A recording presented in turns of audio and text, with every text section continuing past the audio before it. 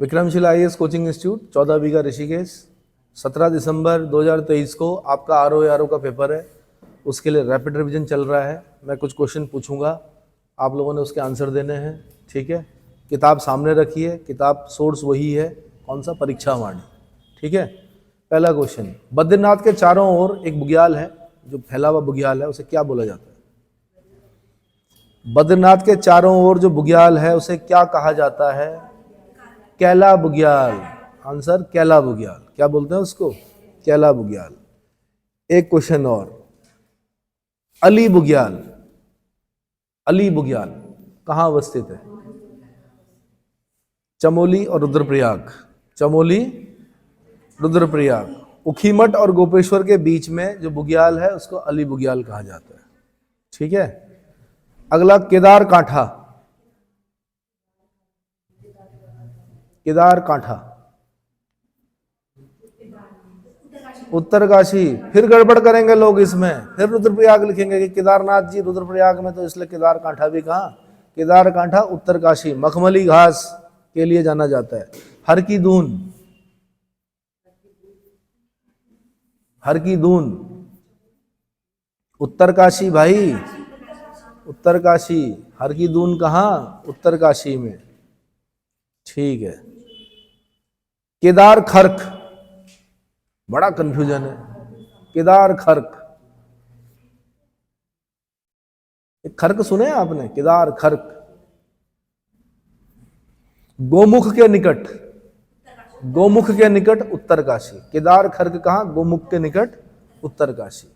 कांचुला खर्क, ये ऐसे पूछ लिया मैंने, खर्क खर्क से याद आया, करोगे याद तो हर बात याद आएगी। कांचुला खर्क कहाँ है?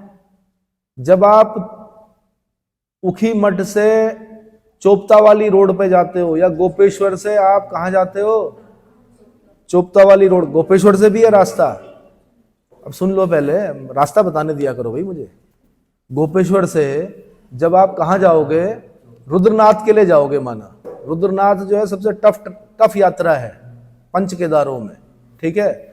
तो गोपेश्वर से जब आप जाओगे तो कहाँ जाओगे भाई? कहाँ रुकेंगे? सगर में, है ना, या फिर मंडल से जाएंगे। सगर से जाएंगे तो सीधे ऊपर आप कहाँ? रुद्रनाथ पहुंचोगे। और अगर आप मंडल से जाओगे तो पहले अनसुईया माता का टेम्पल पड़ेगा। संतान प्राप्ति के लिए जो मंदिर है वो कौन सा है? दो जगह हैं यहाँ पर। संतान प्राप्ति के लिए जो लोग जाते हैं वो जाते हैं अनसुईया माता के यहाँ। अनसुईया माता वही है ना, ऋषि अत्रि की पत्नी, जिनके सामने ब्रह्मा विष्णु महेश आए थे। उन्होंने कहा निर्वस्त्र होकर भोजन कराना पड़ेगा, उन्होंने कहा हो जाएगा। जल लिया, तीनों पे डाला, तीनों छोटे छोटे बच्चे बन गए, तब भोजन कराया उनको। ऐसा हमारी क्या है, कथाओं में है। तो उसी से आगे अत्रि फॉल मिलेगा आपको। क्या मिलेगा? और फिर जंगलात वाला रास्ता जाएंगे आप तो रुद्रनाथ पहुंचेंगे। कहाँ पहुंचेंगे? और रुद्रनाथ जी के मंदिर के पीछे आपको सरस्वती कुंड मिलेगा। क्या मिलेगा? सरस्वती कुंड मिलेगा, ठीक है। अच्छा, आप मंडल से और आगे जाओगे तो आपको मिलेगा कांचुला खर्क। कस्तूरी मृग प्रजनन केंद्र है वहां पर। क्या है? कस्तूरा समझते हो? मृग होता है, कस्तूरी निकलती है उनके। कस्तूरी मृग प्रजनन केंद्र कहाँ है? कांचुला खर्क, है ना। खर्क से याद आ गया मुझे, इसलिए पूछ लिया मैंने आपसे। अगला क्वेश्चन है मेरा, कफनी। ग्लेशियर नहीं पूछ रहा हूं इस समय, मैं बुग्याल पूछ रहा हूं। अरे भाई, बागेश्वर कहाँ?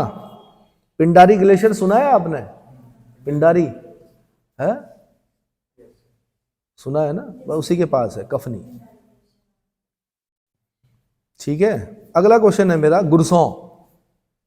गुरसों, हाँ, औली के पास भाई। हाथी पर्वत है ना औली के पास, उस पर मिलेगा, उसी के आसपास मिलेगा आपको। कौन? गुरसों। नंदन कानन, नंदन कानन, फूलों की घाटी। कहाँ? फूलों की घाटी कहाँ पर?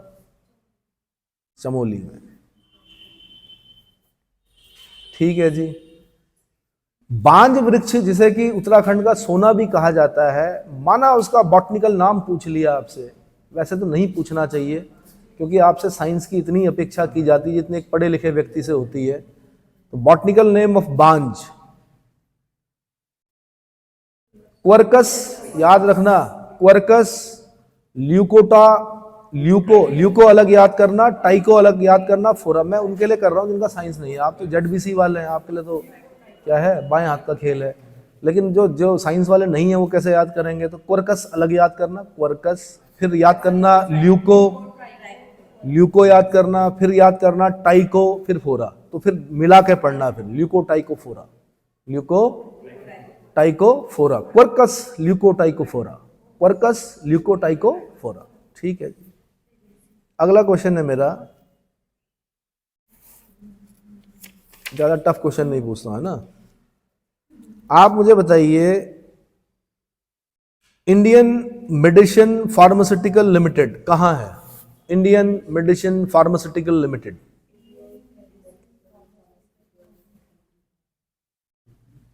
मोहान। कहां पड़ता है मोहान? अल्मोड़ा में। कहां पड़ता है? अल्मोड़ा में। फिर पूछ लूं मैं, इंडियन मेडिसिन फार्मास्यूटिकल्स लिमिटेड कहां है? मोहान, अल्मोड़ा में।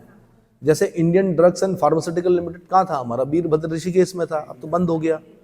ऐसे ही पूछ रहा हूं मैं कि Indian medicine pharmaceutical limited Mohan, Almora, है ना। अच्छा, जो हमारा आईडीपल था वहां पर क्या बनता था? पेंसिलिन बनता था। क्या बनता था? पेंसिलिन, समझते हो? हाँ, बस वर्ल्ड वॉर में जब घाव नहीं भर रहे थे तब पेंसिलिन का आविष्कार किया गया। किसने किया था पेंसिलिन का आविष्कार? Alexander Fleming. Alexander Fleming. Question पूछ सकता है यहां पे। ठीक है, कुमाऊं मंडल विकास निगम का मुख्यालय कहां है?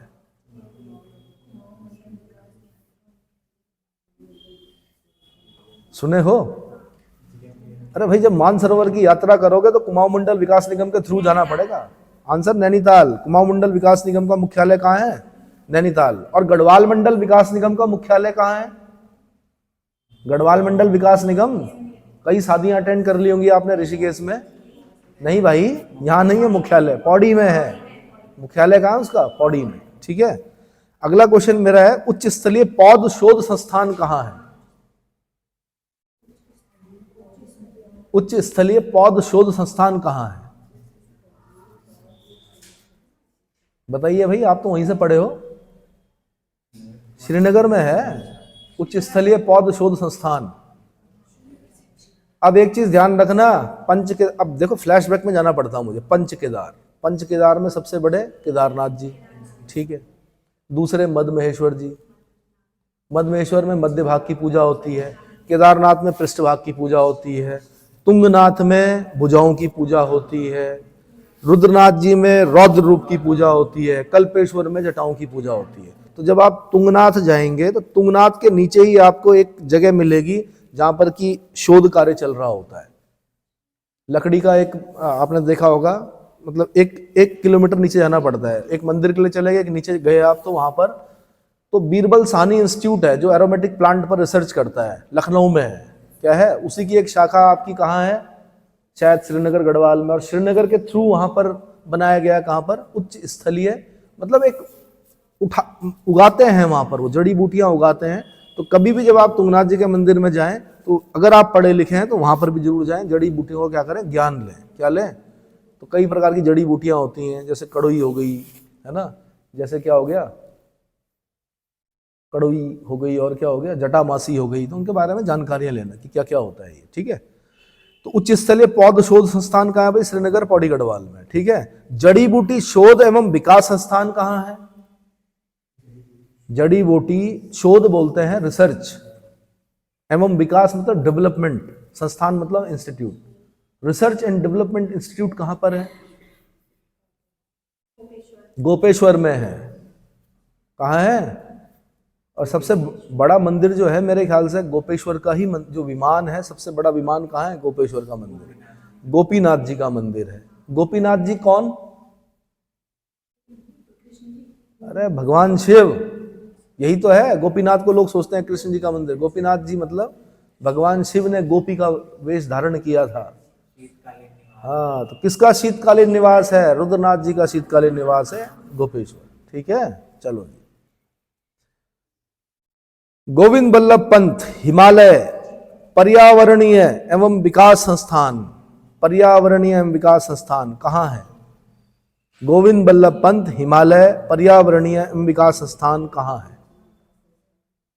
वही है जहां सूर्य मंदिर है, कटारमल, कटारमल कोसी, कटारमल कोसी। ठीक है जी। अगला, औषधीय एवं सुगंधित पौध संस्थान, सी मैप बोलते हैं इसको, सी मैप कहाँ है? वही है जहां आप बीटेक करने जाते हो, पंतनगर। कहाँ? सी मैप कहाँ है? पंतनगर में। औषधीय, औषधि समझते हैं, औषधीय एवं सुगंधित, एरोमेटिक, एरोमेटिक जो प्लांट होते हैं ना वो जहरीले होते हैं, विष होता है उनमें, एक विशेष प्रकार की गंध होती है, अरोमा, एरोमेटिक प्लांट बोलते, सुगंधित, है ना। पौध संस्थान कहाँ है? सी मैप, आंसर पंतनगर। ठीक है जी। अब मुझे बताओ कि पहला राष्ट्रीय उद्यान कौन सा था? जिम कॉर्बेट नेशनल पार्क, 1936 में। लेकिन उस समय इसका नाम जिम कॉर्बेट नहीं था, उस समय इसका नाम हैली नेशनल पार्क था, क्योंकि बीच में से कहीं से रामगंगा जाती है, फिर इसका नाम पड़ा रामगंगा नेशनल पार्क, फिर इसका नाम रख दिया Jim Corbett national park. Jim Corbett एक शिकारी था। क्या किसी शिकारी के नाम पर किसी नेशनल पार्क का नाम रखा जाना चाहिए? इसका मतलब आप शिकार को प्रोत्साहन दे रहे हो। ठीक है, रहे होंगे, अच्छे शिकारी रहे होंगे, पर राष्ट्रीय पार्क का मतलब होता है संरक्षण देना, और आपने उसका नाम किसके नाम पे रखा हुआ है? शिकारी। और क्योंकि वो शिकारी अंग्रेज है इसलिए उसके नाम पे रखा हुआ, तो फिर तो और भी होंगे शिकारी, उनके नाम पे भी रख दो। तो मैं इस नाम से क्या नहीं हूं, सहमत नहीं है। ठीक है, किसी पर्यावरणविद के नाम पर रखते, किसी पक्षी प्रेमी या पशु प्रेमी के नाम पर रखते, है ना, जो पशुओं के लिए क्या करते हैं, संरक्षण का कार्य करते हैं, उनके नाम पर रखते। जैसे सलीम अली है, सलीम अली पक्षी विहार है जैसे, तो सलीम अली पक्षी विज्ञानी थे, वही पक्षियों के लिए कार्य किया, उनके नाम पर रखा जाना चाहिए, ताकि लोग याद रखें कि एक वैज्ञानिक ऐसा था जिसने पक्षियों के लिए कार्य किया, सलीम अली, है ना। चलो जी, तो जिम कॉर्बेट नेशनल पार्क 1936 में हुआ था। 520.82 वर्ग किलोमीटर इसका क्षेत्रफल है, पौड़ी और नैनीताल में पड़ता है।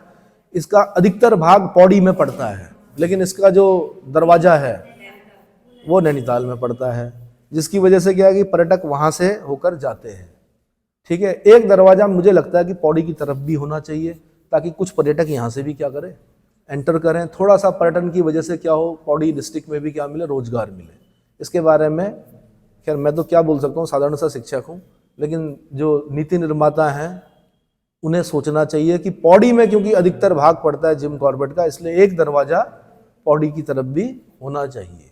ठीक है, वैसे इसके दरवाजे को क्या बोलते हैं, ढिकाला, ढिकाला से है ना इसका दरवाजा, उधर नैनीताल में। अगला क्वेश्चन है गोविंद राष्ट्रीय उद्यान। मैं बिल्कुल क्रम से बता रहा हूं कि गोविंद राष्ट्रीय उद्यान की स्थापना कब हुई? 1980 में हुई। इंदिरा गांधी का शासनकाल था, 1980 में गोविंद राष्ट्रीय उद्यान की स्थापना हुई। उत्तरकाशी में है ये, क्या है। फिर नंदा देवी राष्ट्रीय उद्यान की स्थापना हुई, ये भी इंदिरा गांधी का काल था, 1982 में हुई, ये चमोली में है। फिर फूलों की घाटी की हुई, 1982 में ही हुई, इस समय भी इंदिरा गांधी का शासनकाल था, चमोली में हुई। फिर राजाजी नेशनल पार्क, राजाजी मैंने बताया सी राजगोपालाचारी के नाम पर है, ये भी 1983 में हुई, ये भी इंदिरा गांधी का शासनकाल था। देहरादून, पौड़ी, हरिद्वार, 3 डिस्ट्रिक्ट में पड़ता है, देहरादून, पौड़ी, हरिद्वार। ठीक है, फिर गंगोत्री राष्ट्रीय उद्यान की स्थापना हुई, 1989 में हुई, ये राजीव गांधी का शासनकाल था, और ये उत्तरकाशी में है। अब इनमें क्षेत्रफल की दृष्टि से सबसे बड़ा राष्ट्रीय उद्यान कौन सा है?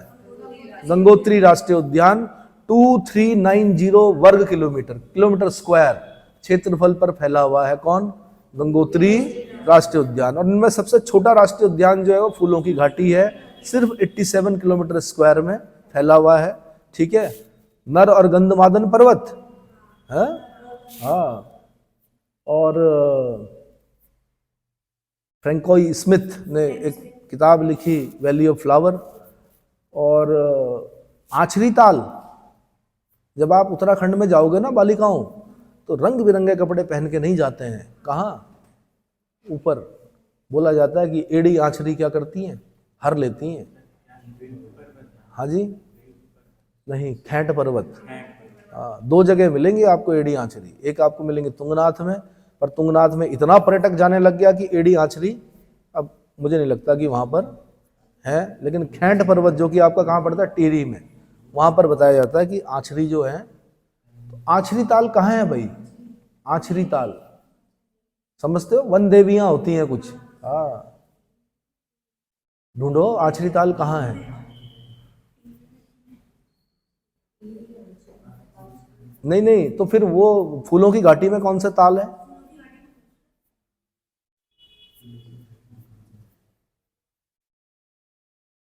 जल्दी करो, तब मैं वाइल्ड लाइफ सेंचुरी के बारे में बता रहा हूं।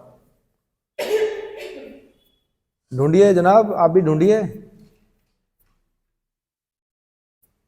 मोबाइल का यूज करना सीख रहे हैं आप लोग, है ना?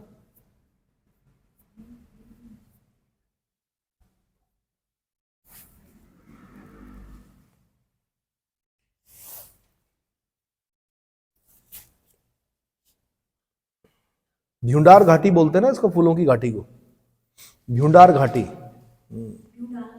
भ्यूंडार।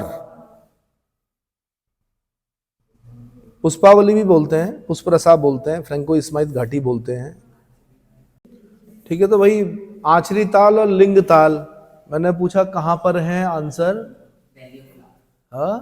वैली ऑफ फ्लावर, फूलों की घाटी के बीच में 2 ताल पड़ते हैं, आंचरी ताल और लिंग ताल। इतना क्लियर हो गया? ठीक है, एक और क्वेश्चन पूछता है कि पाटली दून किस नेशनल पार्क के बीच में है? पाटली दून किस नेशनल पार्क के मध्य में है ना? बताइए जरा। तो जिम कॉर्बेट नेशनल पार्क के बीच में है। जिम कॉर्बेट नेशनल पार्क के बीच में है कौन? पाटली दून। इतना समझ में आ गया? ठीक है, अच्छा जी, अगला है क्वेश्चन। सीधे आ जाते हैं अब वाइल्ड लाइफ सेंचुरी में आ जाता हूं मैं। ठीक है, वाइल्ड लाइफ सेंचुरी में अगर मैं बोलूं कि कितनी वाइल्ड लाइफ सेंचुरी हैं, तो एक तो गोविंद वाइल्ड लाइफ सेंचुरी है जो कि आपकी उत्तरकाशी में है। एक केदार वाइल्ड लाइफ सेंचुरी है। वन्य जीव विहार बोलते हैं वाइल्ड लाइफ सेंचुरी को, क्या बोलते हैं? केदार वन्य जीव विहार, ये चमोली रुद्रप्रयाग में है। अस्कोट वन्य जीव विहार, अस्कोट वन्य जीव विहार जो है पिथौरागढ़ में है। शुरुआती जो पीसीएस हुए थे वहां क्वेश्चन पूछा था अस्कोट कहाँ, पिथौरागढ़, बिनसर कहाँ, अल्मोड़ा, ये 2 जगह पूछी गई थी कभी, है ना? तो अस्कोट वन्य जीव विहार कहाँ है? पिथौरागढ़ में। सोना नदी वन्य जीव विहार कहाँ है? पौड़ी में, सोना नदी वन्य जीव विहार। अगला बिनसर वन्य जीव विहार कहाँ है? अल्मोड़ा में। ठीक है, मसूरी वन्य जीव विहार कहाँ है? देहरादून में। और नंदौर वन्य जीव विहार कहाँ है? नैनीताल और चंपावत में। नैनीताल चंपावत दोनों याद रखना है आपने, नंदौर वन्य जीव विहार। अब यहां से क्वेश्चन बनेगा कि क्षेत्रफल की दृष्टि से, ये तो मैंने क्रम बताया आपको, इस क्रम में बने हैं ये। क्षेत्रफल की दृष्टि से सबसे बड़ा वाइल्ड लाइफ सेंचुरी कौन सा है? केदार वन्य जीव विहार। कौन है? केदार वन्य जीव विहार है। 975.20 square kilometre square. Chamoli Rudraprayag में पड़ता है केदार वन्य जीव विहार। क्लियर हो गया? ठीक है, सबसे छोटा वन्य जीव विहार कौन सा है? तो आपने बोलना मसूरी वन्य जीव विहार, सिर्फ 10.82 किलोमीटर स्क्वायर, जो कि देहरादून में पड़ता है। इतना क्लियर हो गया? ठीक। एक क्वेश्चन पूछता है कि आसन वेटलैंड संरक्षण आरक्षिति, क्या पूछा मैंने? आसन वेटलैंड संरक्षण आरक्षिति, ये कहां पड़ता है आपका? देहरादून में स्थित है। एक पूछता है झिलमिल झील आरक्षिति, ये कहां पड़ता है? जनपद हरिद्वार में पड़ता है। कहां पड़ता है? पवालगढ़ संरक्षण आरक्षिति नैनीताल में पड़ता है। ठीक है, एक आपका नैना देवी हिमालयी बर्ड कंजर्वेशन रिजर्व, नैनीताल। कहां? नैनीताल। एक बार फिर बोल रहा हूं, आसन वेटलैंड संरक्षण आरक्षिति कहां? देहरादून। झिलमिल झील आरक्षिति कहां? हरिद्वार। पवालगढ़ संरक्षण आरक्षिति कहां? नैनीताल। पवालगढ़ नैनीताल।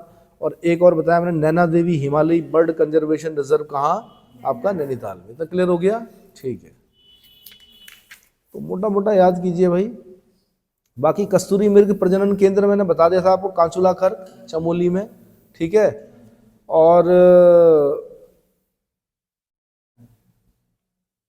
कस्तूरी मृग अनुसंधान केंद्र कहाँ? अगर अनुसंधान बोलेंगे तब कहाँ? कस्तूरी मृग प्रजनन केंद्र तो बता दिया मैंने, कांचुला खर्क, कहाँ? चमोली में। लेकिन अगर मैं बोलूँगा कस्तूरी मृग अनुसंधान केंद्र कहाँ, तो मेहरुड़ी, कहाँ? 1977 में स्थापित किया गया था, मेहरुड़ी, ठीक है। अच्छा जी, किस वन्यजीव विहार की स्थापना कस्तूरी मृगों के संरक्षण के लिए की गई थी? अब दिमाग लगाना भाई, केदार वाला जो क्षेत्र है ना, कस्तूरी मृग ऊपर ऊपर मिलेंगे आपको, हायर हिमालय मिडिल हिमालय से उसके बीच में है ना, तो ऊपर कौन पड़ रहा? केदारनाथ वन्यजीव विहार की जो स्थापना की गई थी 1972 में की गई थी, वो इसलिए की गई थी ताकि कस्तूरी मृगों को संरक्षण दिया जा सके, क्योंकि लोगों ने कस्तूरी मृग मार मार के उनकी कस्तूरी निकालने के लिए क्या कर दिया था, उनका शिकार किया करते थे, तो उनको संरक्षण दिया गया, ठीक है। अच्छा जी,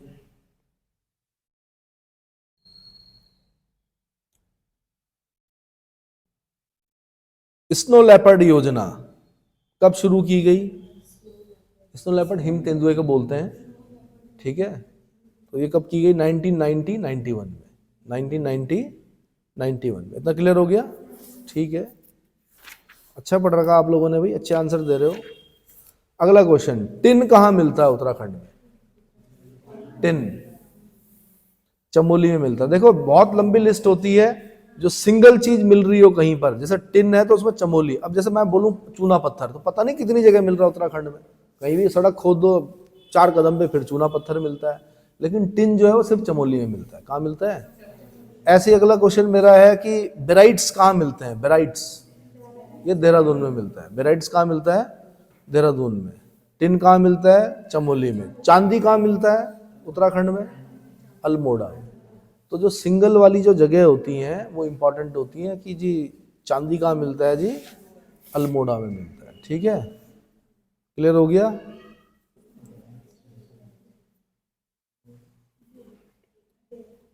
अच्छा, अल्मोड़ा में एक झिरौली गांव है, झिरौली गांव, ठीक है, किस चीज के लिए प्रसिद्ध है वो? तांबे के भंडार के लिए, तांबे के भंडार के लिए। ताम्र नगरी किसे कहा जाता है? ताम्र नगरी किसे कहते हैं? तांबा समझते हो? कॉपर, हाँ जी, Cu है ना। तो ताम्र नगरी किसे कहा जाता है? अल्मोड़ा को ही कहा जाता है भाई, चेक कर लो एक बार, अगर कंफ्यूजन है तो। फिर काहे इतना कंफ्यूज आ रहे हो? कंफ्यूजन विकसित मत करो भाई अभी, ठीक है। अगला क्वेश्चन है मेरा कि कितने भूमि बंदोबस्त हुए थे? मैंने कहा था 12 भूमि बंदोबस्त हुए थे, ठीक है। उसमें जो 11वां भूमि बंदोबस्त था वो ब्रिटिश शासन का अंतिम भूमि बंदोबस्त था। 12वां जो हुआ था वो उत्तर प्रदेश में हुआ था। कहाँ हुआ था? उत्तर, स्वतंत्र भारत के उत्तर प्रदेश में रहते थे हम, तो वहीं उत्तर प्रदेश ही बोलेंगे, उत्तराखंड तो बाद में बना। तो मुझे बताओ कि उत्तर प्रदेश सरकार ने कितने एकड़ तक की जोत को, जोत समझते हो, किसान की जोत होती है जो, है ना, कितने एकड़ तक की जोत को भू राजस्व की देनदारी से मुक्त कर दिया था? जब 12वां भूमि बंदोबस्त हुआ तो उत्तर प्रदेश सरकार ने कहा कि जिस किसान के पास इतनी जोत है, मतलब इससे कम जोत है, उसको, उससे हम भू राजस्व नहीं लेंगे। उसका आंसर क्या होता है? 3 सही 1/8 एकड़ भूमि, 3 सही 1/3 होल 1/8 एकड़ भूमि। और उत्तराखंड में अधिकतर जो किसान हैं वो क्या है? उत्तराखंड के जो अधिकतर किसान है ना, उनके पास 1 एकड़ से कम भूमि थी। कितनी? और जो 1 एकड़ से कम भूमि वाले किसान होते हैं उनको सीमांत किसान कहा जाता है। क्या कहते हैं? और ये आईएएस का क्वेश्चन है कि मार्जिनल फार्मर किसे कहा जाता है? जिसके पास 1 एकड़ से कम भूमि होती है उसको सीमांत किसान या मार्जिनल फार्मर कहा जाता है। सीमांत किसान ऐसे मत सोचना कि सीमा के अंत में रहने वाले किसानों को सीमांत किसान। मैंने कहा सीमांत किसान का मतलब होता है जिसके पास 1 एकड़ से कम कृषि भूमि है, समझ लो सीमांत किसान है, मार्जिनल फार्मर है, ठीक है। अच्छा जी, मैंने कहा था सबसे इंपॉर्टेंट जो बंदोबस्त था वो विकेट का था। तो विकेट का भूमि बंदोबस्त 9वें नंबर का था, बल्कि बोलते थे कि जैसा नाम है वैसा ही विकट बंदोबस्त है कि उनका, इनका विकेट के बारे में कहा जाता था कि जैसा उनका नाम है वैसे उनका बंदोबस्त भी क्या, विकट, है ना। चलो, पर्वतीय कृषि भूमि के प्रकार बता दीजिए मुझे। 3 प्रकार होते हैं पर्वतीय कृषि भूमि के, कौन कौन से? तो एक होती तलाऊ। तलाऊ मतलब नीचे नहीं होती, जहां पानी वानी की फैसिलिटी होती है, तलाऊ, क्या बोलते हैं उसको? तलाऊ। यह भूमि घाटी के तलों में मिलती है। अब भाई नदियां वदियां तो नीचे बहती हैं, तो उसके आसपास की जो भूमि होगी उनको क्या बोलेंगे? तलाऊ बोलेंगे। तो वहां पर नहर वहर निकाल कर हम सिंचाई विचाई अच्छा कर सकते हैं, है ना। एक होती उपराऊ। उपराऊ मतलब ऊपर, पहाड़ के ऊपर, है ना। कहानी बताऊं एक? टिहरी में होता नहीं, 4 भाई बंटवारा होता है, तो एक छोटा भाई जो होता है वो थोड़ा, उसको क्या करते हैं, उसको बोलते हैं भाई धारा था ऊपर, कहाँ था, उसको सबसे नीचे, गांव के सबसे नीचे जो खेत थे ना वो देते हैं उसको। किसको? छोटे भाई को। तू ये रख। अब छोटा भाई जो जोड़ चलता नहीं बड़े भाइयों का, पर किस्मत कैसे पलटती है वो बताता हूँ मैं। तब तक टिहरी डैम की योजना आई और वो आ गया डूब क्षेत्र में। कौन? छोटा भाई। और उसके खेत गए लाखों करोड़ों में, और उसको नीचे ज़मीन भी मिली, और जो बाकी 3 भाई हैं वो आज भी गांव में है, और वो सरकार से गुहार लगा रहे हैं कि सरकार हमें भी क्या करो डूब क्षेत्र में, और उसके बच्चों को नौकरी भी मिल गई टीएचडीसी में। इसको बोलते हैं किस्मत। क्या बोलते हैं? भाग्य। कि कई बार ऐसा लगता है कि हमारे साथ बहुत बुरा हो रहा है, या कोई भी कर रहा हो आपके साथ बुरा, कि मेरे भाइयों ने मेरे साथ बुरा कर दिया, 3 भाइयों ने अच्छी अच्छी धारे के पास वाली भूमि रख दी और मुझे नीचे पटक दिया, बिल्कुल कहाँ, नीचे वाली जमीन दे दी। अब नीचे वाली जमीन दे दी तो झील में आ रही थी, वो डूब क्षेत्र में आ रही थी, तो उसका बढ़िया हो गया। उसको नीचे ये देहरादून और ऋषिकेश के बीच में जमीन भी मिल गई, साथ में बच्चा भी टीएचडीसी में लग गए, और डूब क्षेत्र का होने की वजह से, और क्या बढ़िया। और 3 भाई क्या कर रहे हैं? 3 भाई सरकार से आग्रह कर रहे हैं कि हमें भी डूब क्षेत्र में लाइए। चलिए, तो कभी जीवन में अगर ऐसा लगे कि बुरा हो रहा है तो बुरा नहीं होता है, किसी अच्छे के लिए क्या होता है, ठीक है। हर बुराई को अच्छे की तरह देखो। कई बार बच्चे बड़े मायूस हो जाते हैं कि मेरा पेपर खराब चला गया। ठीक है भाई, ग्रुप सी नहीं निकला ना, इसका मतलब कहीं ऊंची जगह पर बैठना होगा आपको, कहीं जो ऊपर विधाता है जिसने आपके लिए कुछ रचा है वो कोई अच्छी जगह सोचा होगा, है ना। चलो जी, तलाऊ हो गया, उपराऊ हो गया, इजरान। तीसरी भूमि क्या होती है? इजरान। तीसरी भूमि क्या होती है? इजरान। अपरिपक्व भूमि होती है, पथरीली होती है, उसको इजरान कहा जाता है। ठीक है, चलो जी। समोच्च खेती क्या होती है? समोच्च खेती, वो ऐसे नहीं पूछेगा आपसे, उल्टा पूछेगा। समोच्च खेती आंसर होगा, वो बोलेगा ढाल के ऊपर एक ही ऊंचाई के अलग अलग 2 बिंदुओं को मिलाने वाली काल्पनिक रेखा को कंटूर लाइन कहते हैं। और उत्तराखंड में कंटूर फार्मिंग होती है। क्या होती है? खेत जो बनाए जाते हैं वो कंटूर लाइन के हिसाब से बनाए जाते हैं। कैसे? तो कंटूर लाइन भी ध्यान रखना आपने। एक ही ऊंचाई के अलग अलग 2 बिंदुओं को मिलाने वाली काल्पनिक रेखा। सीढ़ी नुमा बोल रहे हो ना आप, पर कभी ऐसा खेत देखा आपने? टेढ़ा खेत देखा क्या? सीढ़ी नुमा ऐसे ही तो देखा होगा, और अंदर की तरफ होगा, ऐसे की तरफ नहीं होगा। अगर आप इस खेत को, उसका ढाल नीचे की तरफ कर दोगे तो मिट्टी बह जाएगी भाई, इसलिए ऐसे रखा जाता है ढाल। इधर नालियां रखी जाती हैं, बारिश आएगी तो पानी इस तरफ को आएगा। किस तरफ को? और वो जो नमी है वो बनाए रखेगी खेती को, क्या है ना। तो धान भी देखा होगा आपने, एक तो रुपाई होती है, एक उखड़ वाला होता है, लाल चावल, जिसको लोग बोलते थे गरीबों का चावल है। आज जाओ उत्तराखंड में, आज जितने भी धनाढ्य लोग हैं जो वो ढूंढ रहे हैं कि वो लाल चावल मिलेगा कहीं, और रेट पूछो, उखड़ वाले अनाज, ताकत थी ना उसमें, है ना। चलो अगला। बाकी झूम खेती आपको पता ही है, स्थानांतरित खेतियों कहते हैं, है ना। ठीक है जी। तो भाई अब थोड़ा सा बता दूं मैं, अगला क्वेश्चन है मेरा कि राज्य में सर्वप्रथम बेलाडोना की खेती, बेलाडोना समझते हो भाई? औषधीय जो फसल है ना, सबसे पहले बेलाडोना की खेती शुरू की गई। तो वो कहां पर की गई? तो कुमाऊं क्षेत्र में शुरू की गई। आज राज्य में कुटकी, अफीम, पायरेथम आदि अन्य औषधीय पौधों की भी खेती की जा रही है।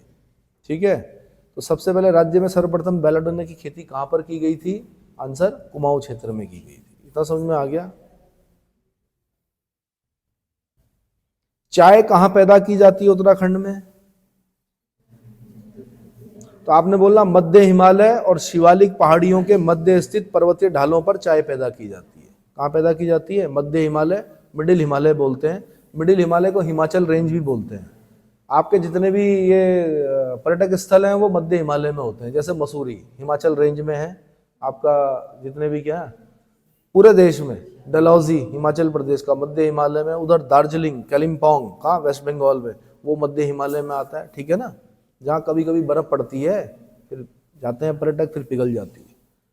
तो मध्य हिमालय और शिवालिक पहाड़ियों के मध्य स्थित पर्वतीय ढालों पर चाय की खेती की जाती है। चाय की खेती के लिए बहुत जरूरी है कि 200 से लेकर 250 सेंटीमीटर क्या होनी चाहिए? वर्षा होनी चाहिए। ठीक है जी, बहुत बढ़िया। तो बड़े होशियार हो यार आप लोग तो, है ना। ठीक है, अगला क्वेश्चन है मेरा।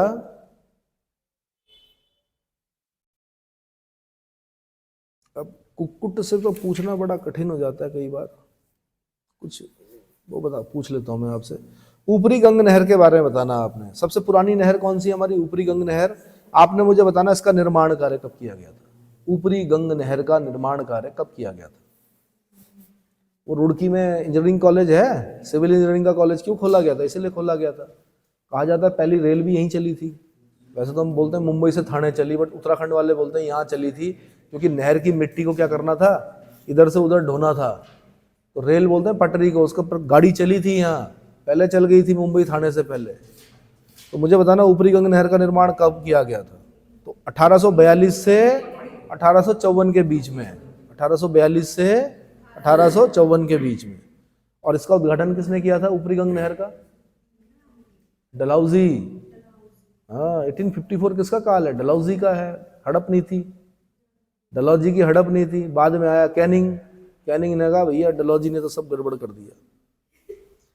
चलो, तो कहां से निकलती है ऊपरी गंग नहर? हरिद्वार के समीप गंगा के दाहिनी छोर से निकलती है। कहां से? हरिद्वार के समीप गंगा के दाहिनी छोर से निकलती है ऊपरी गंग नहर। कोई दिक्कत है? ठीक है, अगला क्वेश्चन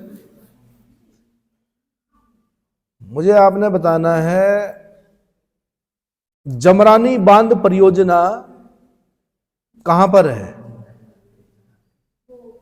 या जमरानी बांध परियोजना क्यों चलाई गई थी, क्यों बनाई गई थी? आपने बोला उधम सिंह नगर और नैनीताल जिलों में सिंचाई सुविधा उपलब्ध कराने के लिए जमरानी बांध परियोजना चलाई गई थी। ठीक है,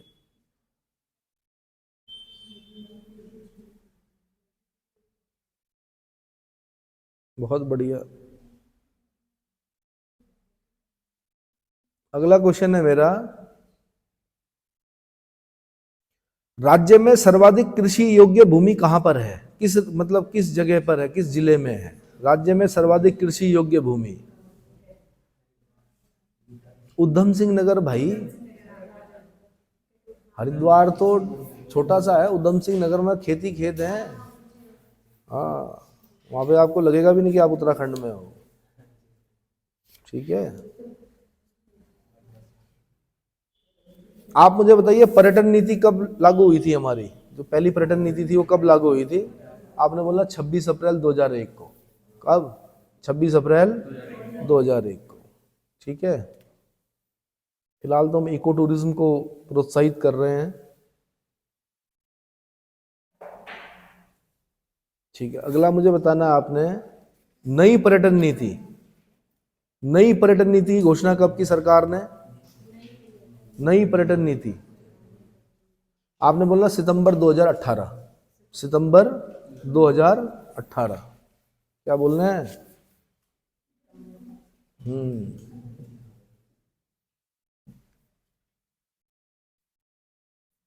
कभी कभी पूछ लेता है वीरचंद सिंह गढ़वाली योजना कब शुरू की गई थी? ये डेटों में ही होता गड़बड़, ये ध्यान रखना, यहीं से बनती है मेरिट। वीर चंद्र सिंह गढ़वाली 1 जून 2002। कौन थे वीरचंद सिंह गढ़वाली? पता है? पेशावर कांड के नायक। पाकिस्तान में एक जगह पड़ती है पेशावर, पुरुषपुर, क्या पड़ती है? साइमन गो बैक के नारे लग रहे थे, नहीं कुछ ऐसा हो रहा था।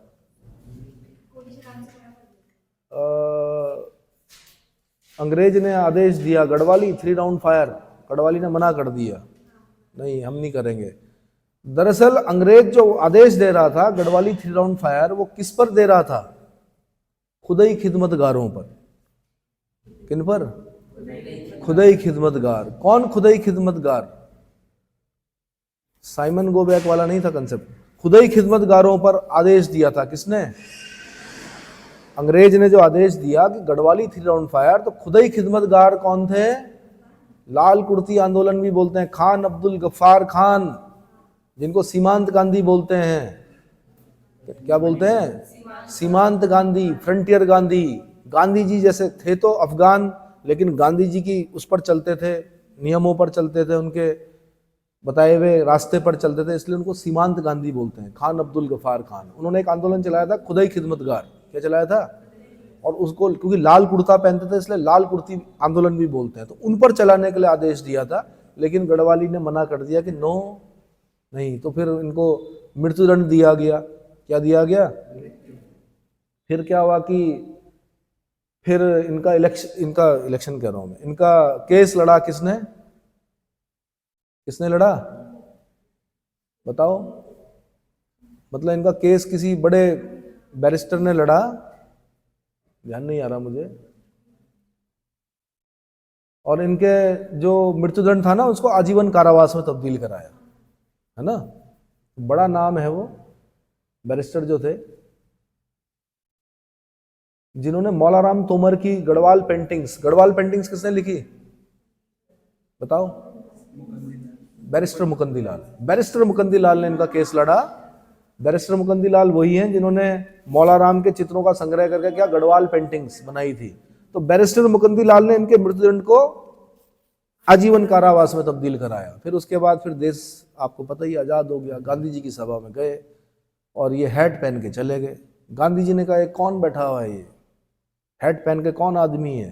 उन्होंने कहा अगर गांधी जी मुझे गांधी टोपी पहना दें तो मैं ये हैट हमेशा के लिए उतार दूंगा। तो फिर उसके बाद जीवन पर्यंत उन्होंने गांधी टोपी पहनी। ठीक है, कोट द्वार में उनको जागीर दी गई सरकार द्वारा स्वतंत्र भारत में। ठीक है, वीर चंद्र सिंह गढ़वाली कौन? चलो जी, अगला क्वेश्चन है मेरा। खरसाली सुना है आपने? खरसाली किसका शीतकालीन निवास है? खरसाली।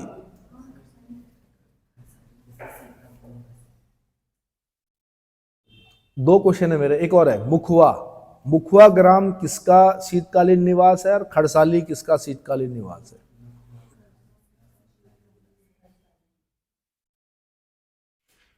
ये दो नाम सुनने चाहिए आपको। अरे गंगोत्री यमुनोत्री गए हो? गंगोत्री यमुनोत्री गए हो? हाँ, तो कौन खरसाली का कौन है? खरसाली किसकी? खरसाली यमुनोत्री का शीतकालीन निवास है। और मुखवा ग्राम जो है वो, इतनी देर काहे लगा रहे हो भाई उत्तराखंड के निवासी हो? है ठीक है, चलो भाई बढ़िया है। जो इतिहासकार हैं उन्होंने किस स्थल को गेरुए मृदभांड संस्कृति वाला नगर माना है? निम्नलिखित में से उत्तराखंड के किस नगर को गेरुआ मृदभांड संस्कृति वाला नगर माना है, जिसका काल ईसा पूर्व 1200 से 1700 वर्ष के मध्य ठहरता है? गेरुआ मृदभांड समझते हैं? पेंटेड ग्रे वेयर, पीजीडब्ल्यू बोलते हैं जिसको, शायद नहीं, पेंटेड ग्रे वेयर, चेक करो जरा, हिंदी में वही बोलते हैं। मृद भांड मतलब होता है मिट्टी के बर्तन, वेयर जिन्हें बोलते हैं। ग्रे कलर कौन सा हुआ? Painted grey ware, PGW.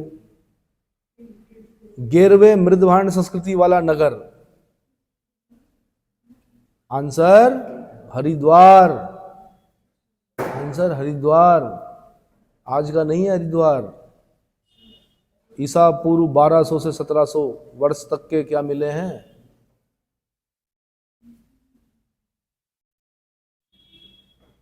हर की पैड़ी का निर्माण किसने करवाया था? हर की पैड़ी जाते हो हरिद्वार में, किसने कराया था निर्माण? राजा विक्रमादित्य ने कराया था। उनके एक भाई भी थे भृतहरि, नाम सुना है? भृतहरि की पैड़ियां भी हैं वहां पर, ठीक है। कौन थे? भृतहरि। भृतहरि की पैड़ी है ना, बाद में हर की पैड़ी बोलते हैं उनको। भृतहरि कौन थे? ये वही थे जिन्होंने श्रृंगार शतक, वैराग्य शतक, नीति शतक, पहले श्रृंगार शतक लिखा उन्होंने, फिर उन्होंने नीति शतक लिखा, फिर क्या लिखा? वैराग्य शतक, है ना? ठीक है, चलो जी। अगला क्वेश्चन है मेरा, रॉबर्ट्स केव कहाँ है? ये तो सबको पता होगा, रॉबर्ट्स केव कहाँ है? देहरादून वालों को तो पता ही होगा भाई, है ना? शांति कुंज की स्थापना कब हुई थी और किसने की थी हरिद्वार में? जीवित वही है जिसका रक्त गर्म और मस्तिष्क ठंडा हो। श्री राम शर्मा आचार्य। तो श्री राम शर्मा आचार्य जी ने की थी 1971 में। उन्होंने कहा जीवित वही है जिसका रक्त गर्म और मस्तिष्क क्या हो? ठंडा हो। अगर आपका दिमाग गर्म और हाथ पैर ठंडे हो रहे हैं तो उन्होंने जीवित नहीं माना है ऐसे व्यक्ति को, ठीक है। इसलिए क्या करें, पढ़ने के साथ साथ एक्सरसाइज भी करें, रक्त को गर्म रखें और मस्तिष्क को क्या रखें? ठंडा रखें, ठीक है। चलो अगला, जो शिव जी के स्वसुर थे दक्ष प्रजापति, उनका महल कहां पर है? कनखल हरिद्वार। मुझे लगता है कि यहाँ का तो बता ही दोगे आप, इसलिए मैं आपसे वहां से पूछता हूं जहां से आप नहीं बता सकते। 4 सिद्ध बताने हैं आपने मुझे, कौन कौन से हैं देहरादून में? 4 सिद्ध। लक्ष्मण सिद्ध जी हैं, बिल्कुल। कालू सिद्ध जी हैं, और माणक सिद्ध हैं, और माडू सिद्ध हैं। 4 सिद्ध कौन से हैं? ठीक है। टाइगर जलप्रपात कहाँ है? टाइगर जलप्रपात चक्राता, चक्राता बोलना है आपने। टाइगर जलप्रपात कहाँ है? चक्राता में, ठीक है। ऋषिकेश का प्राचीन नाम क्या है? कुब्जामरक। किसकी तपस्थली है? रैभ्य ऋषि की तपस्थली है। किसकी तपस्थली है? रैभ्य ऋषि की तपस्थली है। महासु देवता का मंदिर कहाँ है? हनोल। महासु देवता, महाशिव, महासु देवता मतलब महाशिव, कहाँ है उनका मंदिर? हनोल, ठीक है। चलो, लाक्षागृह कहाँ बनाया गया था? लाखा मंडल में। राजकुमारी ईश्वरा का भी मिला है शायद अभिलेख वहां से, है ना? राजकुमारी ईश्वरा का, ठीक है भाई। जो पर्वतों की रानी मसूरी है, उसकी जो पहली इमारत 1827 में बनी थी, सबसे पुरानी इमारत का नाम बताना आपने मसूरी की।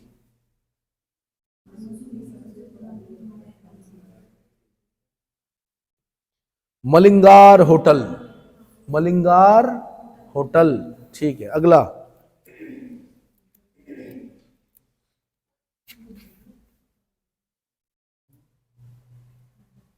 ठीक है। आप कुमाऊं के, थोड़ा सा आपको दिक्कत कहाँ पे होगी, क्योंकि इस क्षेत्र से तो परिचित हो आप, लेकिन कुमाऊं से पूछूंगा मैं।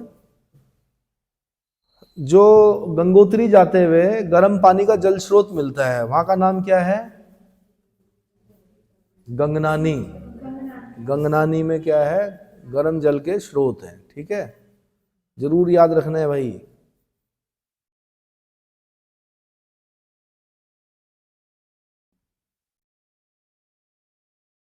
आपने मुझे बताना है, ईष्ट देवता, सॉरी, समसु देवता है एक, हर की दून में पूजा की जाती है समसु देवता की। तो समसु देवता की पूजा किसके रूप में की जाती है? एक तो देवता होते हैं इष्ट देवता शमशु हैं, शिव बोला जाता है, लेकिन एक और दुर्योधन के रूप में की जाती है, हर की दून में है। कहाँ पे? हर की दून में। तो बस आपको याद दिला रहा हूँ, पढ़ तो सभी ने रखा होगा। हल्का सा क्या होता है कि मतलब मैं आपको बता रहा हूँ कि भाई हम लोग कैसे पढ़ते थे, लास्ट तक पढ़ते थे। और अगला क्वेश्चन है मेरा, आदि बद्री मंदिर कर्णप्रयाग से कुछ किलोमीटर दूर पर, वहां पर कुल कितने मंदिर हैं आदि बद्री में? 16 मंदिर हैं, छोटे मंदिर। समतल छत वाले हैं 7 मंदिर अत्यंत प्राचीन है, टोटल 16 मंदिर हैं वहां पर। कितने? ठीक है। अणिमठ, अणिमठ बताना आपने, वृद्ध बद्री को कहा जाता है। ठीक है, अणिमठ जब आप जाओगे ना तो वहीं पर वृद्ध बद्री है। क्या है? वृद्ध बद्री। अगला क्वेश्चन है मेरा,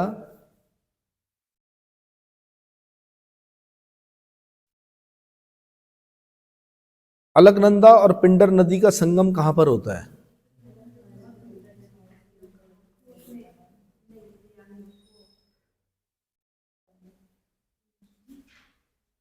अलकनंदा और पिंडर तुम्हें तो दिखा के लाया हूं मैं, अभी अभी रुद्रनाथ से आए, दिखाया मैंने कि ये नदी मिल रही है, देखो हाथ जोड़ो। कर्णप्रयाग, ठीक है, कर्णप्रयाग। चलो जी, गढ़वाल के 52 गढ़ों में से एकमात्र गढ़ जो बचा हुआ है अभी, चांदपुर गढ़। ठीक है।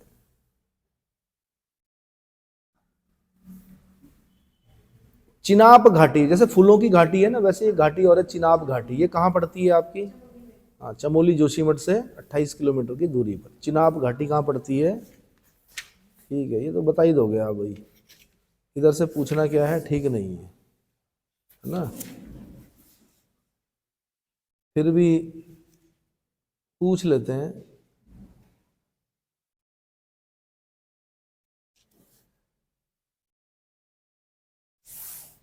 केदारनाथ जी का जो मंदिर है वो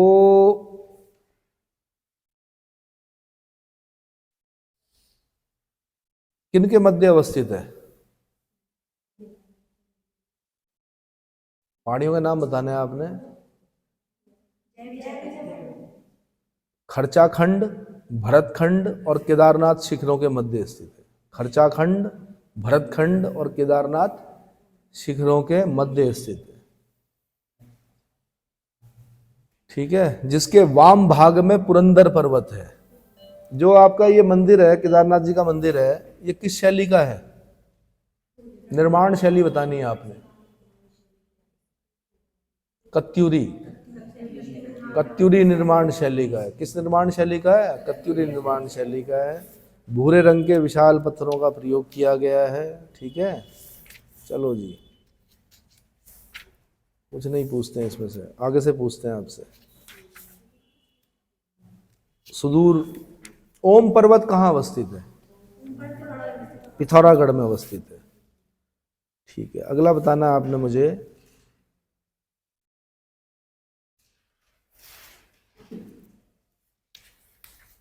अगला बताना है मुझे आपने, कोट भ्रामरी नंदा मंदिर कहाँ अवस्थित है? कोट भ्रामरी व नंदा मंदिर बागेश्वर में अवस्थित है। छिपला केदार कहाँ अवस्थित है? छिपला केदार पिथौरागढ़ में है। छिपला केदार, छिपला केदार कहाँ है? पिथौरागढ़ में है। ठीक है, पाताल भुवनेश्वर कहाँ है? वो भी पिथौरागढ़ में है। वो भी कहाँ है? मायावती आश्रम कहाँ है?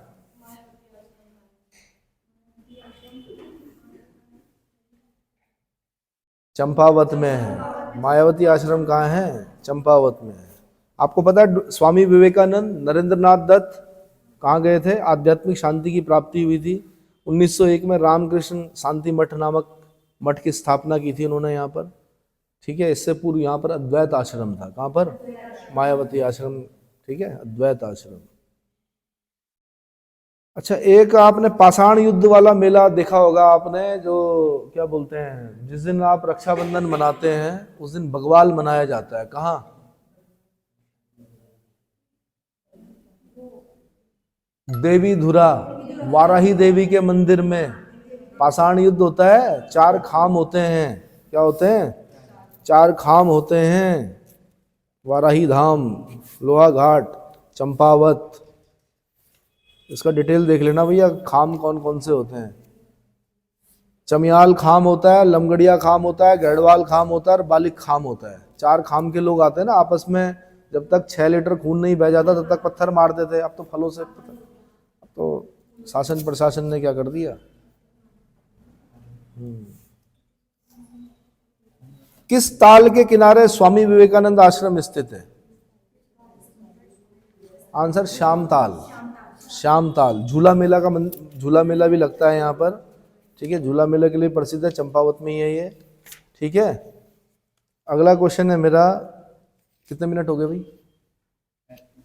35 मिनट हो गए, ठीक है। वो कट कर रहे हैं, इसके बाद फिर दूसरे वीडियो में बताऊंगा मैं, ठीक है। अगला क्वेश्चन है मेरा,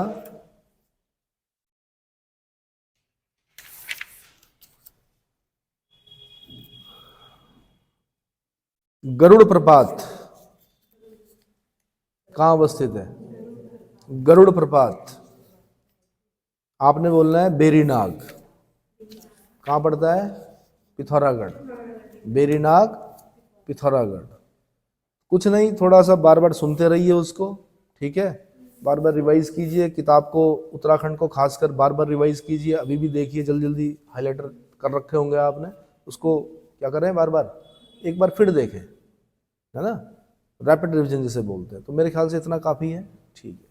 दोबारा दूसरे वीडियो में बताऊंगा।